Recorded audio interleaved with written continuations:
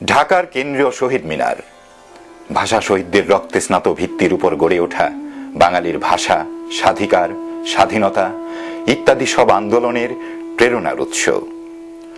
উর্দু হবে পাকিস্তানের একমাত্র রাষ্ট্রভাষা। পাকিস্তানের গভর্নর জেনারেল মোহাম্মদ আলী জিন্নার এমন দম্ভক্তির প্রতিবাদে বাঙালি তখন সোচ্চার। পাকিস্তানি শোষক গোষ্ঠী চায় বাঙালিকে চিরদিনের জন্য পদানত রাখতে। সুকৌশলে প্রথম আঘাত হানল বাংলা ভাষার উপরে। তারা চাইল বাঙালি বাংলা না বলে উর্দু বলবে। শৌর্যে বীর্যে চির উন্নত শির। বাঙালি জাতি সাথে সাথেই এর বিরুদ্ধে প্রতিবাদ জানালো। ছাত্র জনতা একসাথে রাস্তায় নেমে এলো।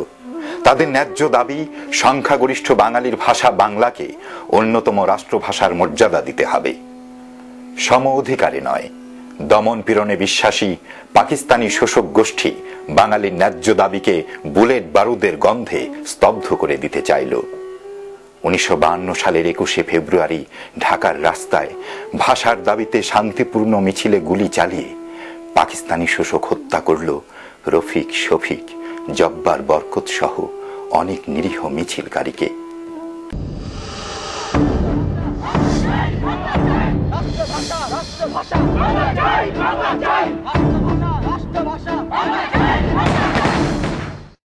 ভাষার দাবিতে জীবনদানকারী বীর শহীদদের স্মরণে দেশের প্রথম শহীদ স্মৃতিস্তম্ভ নির্মিত হয় এই হত্যাকাণ্ডের ঠিক 2 দিন পরেই 23শে ফেব্রুয়ারি বর্তমান শহীদ মিনারের দক্ষিণ পূর্ব কোণে ভাষা শহীদদের রক্ত ভেজা স্থানে।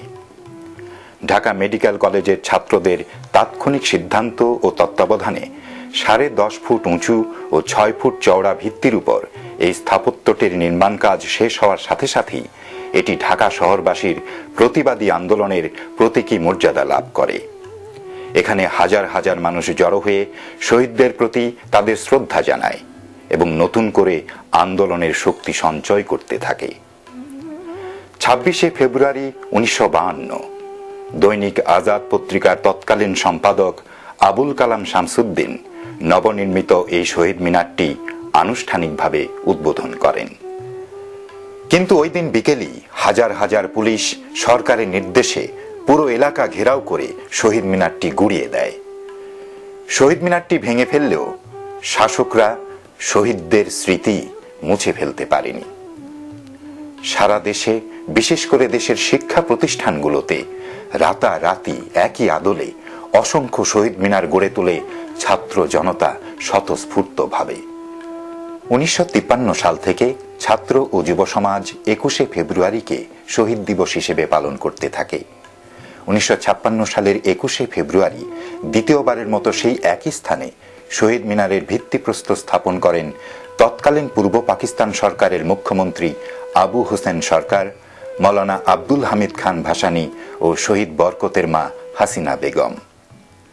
ওই সময় থেকে 21শে ফেব্রুয়ারিকে আনুষ্ঠানিকভাবে শহীদ দিবস ও সরকারি ছুটির দিন হিসাবে ঘোষণা করা হয়। 1957 সালে বর্তমান আদলে শহীদ মিনার নির্মাণ কাজ শুরু হয় শিল্পী হামিদুর রহমানের পরিকল্পনা ও নকশা অনুযায়ী। হামিদুর রহমানের পরিকল্পনা ছিল বেশ বড় আয়তনের শহীদ মিনার কমপ্লেক্স তৈরি করা। কিন্তু 1958 সালে পাকিস্তানের তৎকালীন প্রেসিডেন্ট জেনারেল ইস্কান্দার মির্জা সারা পাকিস্তানে সামরিক শাসন জারি করেন। বন্ধ করে দেয়া হয় শহীদ মিনারের নির্মাণ কাজ। কিন্তু থেমে থাকেনি মানুষের শ্রদ্ধা নিবেদন। 1956 থেকে 1962 এই 4 বছর এই অসম্পূর্ণ শহীদ মিনারই লাখো মানুষ তাদের শ্রদ্ধা জানিয়েছে।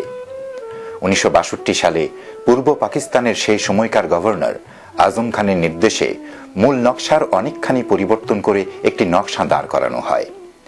পরিবর্তিত এই নকশা অনুযায়ী নির্মিত শহীদ মিনারটি 1963 সালের 21শে ফেব্রুয়ারি উদ্বোধন করেন শহীদ বরকতের মা হাসিনা বেগম। 1971 সালের স্বাধীনতা যুদ্ধের সময়ে পাক বাহিনী আবারও শহীদ মিনারটি ভেঙে গুড়িয়ে দেয় এবং ওই একই স্থানে একটি মসজিদের সাইনবোর্ড টাঙিয়ে দেয়।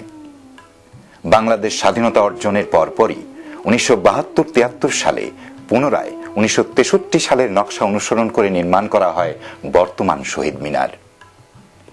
ঢাকা কেন্দ্রীয় শহীদ মিনার আজ লক্ষ কোটি বাঙালির মনে 21শে চেতনা তথা জাতীয় আশা আকাঙ্ক্ষার প্রতীক রূপে দাঁড়িয়ে আছে।